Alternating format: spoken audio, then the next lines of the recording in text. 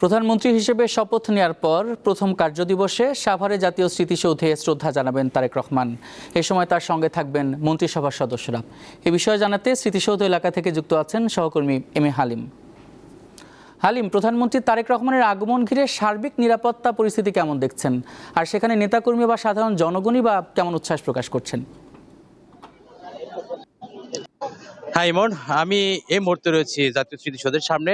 যদি আপনাকে বলি যে এখানে নিরাপত্তার যে বিষয়টি আপনি বলছিলেন, এখানে কিন্তু আমরা দেখতে পেয়েছি গত কয়েকদিন যাবত ঢাকা জেলা পুলিশের পক্ষ থেকে যে নিরাপত্তার বিষয়টি তারা সর্বোচ্চ গুরুত্ব দিয়েছে। সেই হিসেবে গতকালকে বিকালে কিন্তু আমরা দেখতে পেয়েছি এখানে পুলিশের পক্ষ থেকে একটি ব্রিফিং করা হয়েছে এবং এখানে ঢাকা জেলা পুলিশ যেমনটি বলছেন যে এখানে প্রায় ৩,০০০-এর উপরে আইন শৃঙ্খলা বাহিনীর সদস্যরা রয়েছে। তো এই মুহূর্তে আমরা যদি একটু আপনাকে দেখাই, এই মূল ফটকের সামনে ঢাকা জেলা পুলিশের যারা সদস্য, সেই সাথে যারা বিভিন্ন স্থান থেকে এখানে আসছেন সেই পুলিশ সদস্যরা রয়েছে এবং ভিতরে কিন্তু একেবারেই নিরাপত্তার চাদরে ঢেকে দেওয়া হচ্ছে। আপনি জানেন যে এখানে প্রায় ১১টা নাগাদ কিন্তু এখানে প্রধানমন্ত্রী এবং মন্ত্রিসভার সদস্যরা তারা আসবে, সেই হিসেবে কিন্তু আগে ভাগে কিন্তু এখানে প্রস্তুতির বিষয়টা রয়েছে। এবং আমরা দেখতে পেয়েছি এখানে যে স্থানীয় নেতাকর্মীর মধ্যে একটু আগে যিনি এই ঢাকা ১৯-এর সংসদ সদস্য তিনি আসছেন এবং একটি একটি করে গাড়ি, যেটি পতাকাবাহী গাড়ি, সেগুলো কিন্তু এখানে প্রবেশ শুরু করেছে।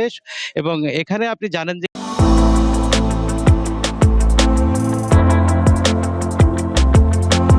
এখানে আসবে, সে উপলক্ষে কিন্তু গণপূর্ত অধিদপ্তরের পক্ষ থেকে বেশ কয়েকদিন যাবত কিন্তু জাতীয় স্মৃতিসৌধের ধোয়া মোছা থেকে শুরু করে সবকিছু পরিষ্কার পরিচ্ছন্ন করেছে এবং আমরা দেখতে পেয়েছি এখানে নতুন নতুন ফুলের চারা সেগুলো লাগানো হয়েছে।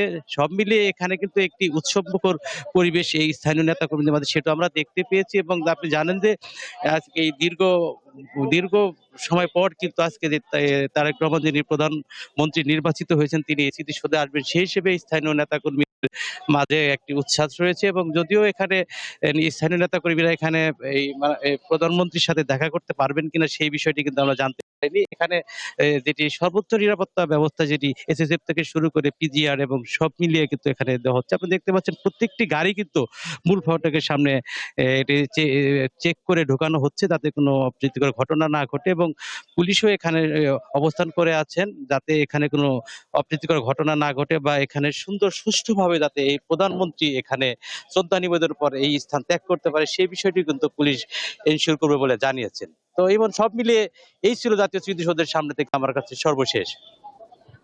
ধন্যবাদ হালিম।